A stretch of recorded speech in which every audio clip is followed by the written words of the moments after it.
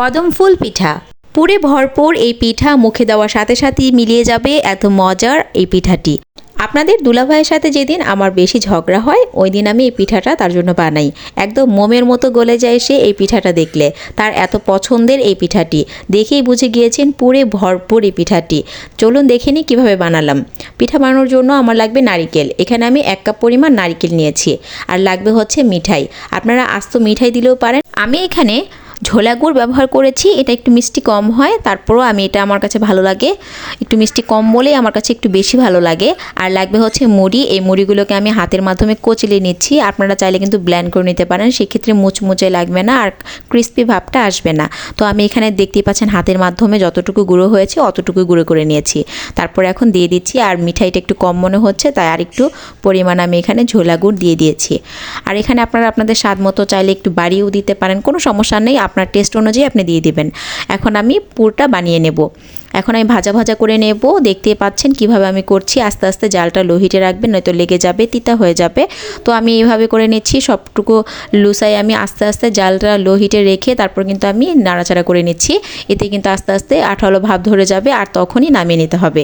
এই পিঠাটা বানাতে মাত্র 10 মিনিট সময় লাগে। আপনি এক চুলায় চা বসিয়ে দিয়েও এই পিঠাটা বানাতে পারবেন। এত সহজ আর এত ইজি, যে কেউ বানাতে পারবেন। যে কোনো দিনও পিঠা বানানি সেও কিন্তু বানাতে পারবেন এই পিঠাটি। দেখে হয়তো মনে হয় যে আসলে কিভাবে বানানো হয়েছে, যারা একদম নতুন তারা কিন্তু দেখে বুঝতে পারবে না। তো আমি কিন্তু পিঠাগুলো বানাই যারা একদম নতুন তাদের জন্য। যারা পিঠা বানাতে পারেন বা যারা এক্সপার্ট তাদের জন্য না। ভুল ত্রুটি হলে অবশ্যই ক্ষমা দৃষ্টিতে দেখবেন। এখন আমি দিয়েছি পানি।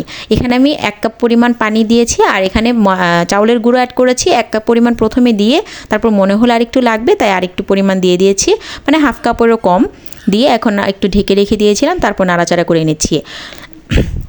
সামান্য একটু লবণ দিয়ে দিবেন পানিটা যখন দিবেন তখনই। দেওয়ার পর এখন চাউলের গুঁড়োটা আমার সেদ্ধ করে নিয়েছি। দেখতেই পাচ্ছেন সেদ্ধ হয়ে গিয়েছে। তো গরম অবস্থায় তো আর ডোটা রেডি করা যাবে না, একটু ঠান্ডা হওয়ার পর তারপর মথে নেবেন। হালকা একটু ঠান্ডা হলেই মথে নিতে হবে, মানে একদম ঠান্ডা করা যাবে না, গরম গরমই মথে নিতে হবে। আর দেখুন কিভাবে আমি করছি। প্রথমে একটা পাতিলের মতো চ্যাপটা করে নিয়েছি জায়গাটার মধ্যে পুরটা দেওয়ার জন্য জায়গাটা আমি রেডি করে নিয়েছি। আর তারপর গোল শেপ করে নিয়েছি। আর কিছু ভাতের চাল আপনারা চাইলে ভিজিয়ে রাখতে পারেন, আর তারপর কিন্তু এই ভাতের চালটা এইভাবে দিতে পারেন। আমি এখানে পোলাওয়ার চাল আর আতুপ চাল দুটো একসাথে মিক্সড করে তারপর ভিজিয়ে রেখেছিলাম। পোলাওয়ার চাল দিলে না স্মেলটা খুব ভালো আসে। তো এই তো হয়ে গিয়েছে সবগুলো পিঠা কিন্তু আমি একইভাবে রেডি করে নিয়েছি। দেখতে কিন্তু কদম ফুলের মতো লাগে। এটা কিন্তু চাইলে না জর্দা রংটা দিয়ে যদি ডোটা রেডি করি তাহলে কিন্তু দেখতে একদম কদম ফুলের মতো লাগবে। তো আমি কোনো ধরনের কালার আমি ইউজ করলাম না। আমি ঘরে বাচ্চারা খাবে, সবাই মজা করে, তো তাদের জন্য এইভাবেই আমি বানাই সবসময়। তো ওইভাবেই বানালাম। এখন একটা পাত্রে আমি গরম পানি দিয়েছি পরিমাণ মতো, মানে হাফ পরিমাণ, যাতে করে এই ছাঁকনিটার সাথে লেগে না যায়। তারপর দেখতেই পাচ্ছেন কীভাবে পিঠাগুলো উপর দিয়ে দিচ্ছি। ভাপা পিঠা যেভাবে ভাপ দিতে হয় এইভাবে ভাপ দিতে হবে, যাতে করে সাইড দিয়ে কোনো ধরনের ভাপ না যায়। ওইরকম একটা ঢাকনা দিয়ে ঢেকে দিতে হবে, মানে যতটুকু পরিমাণ ঢাকনাটা ঢাকলে পাশ দিয়ে ভাপটা বেরিয়ে না যাবে ওইরকমভাবে ঢেকে রাখতে হবে 20 মিনিটের মতো। তাহলে দেখুন পিঠাগুলো রেডি হয়ে গিয়েছে। আর চালগুলো দেখুন একটু সোজা সোজা টাইপের হয়ে গিয়েছে, দেখতে কদম ফুলের মতো লাগছে। তো এই পিঠাটা বানানো কিন্তু একদম ইজি। আপনাদের ভাইয়াকে যেদিন বানিয়ে দিব আমি, সে তো মহা খুশি হয়ে যায়। তেলের কোনো ঝামেলা নাই, তেল নাই মানে তার খরচ কমে গেল।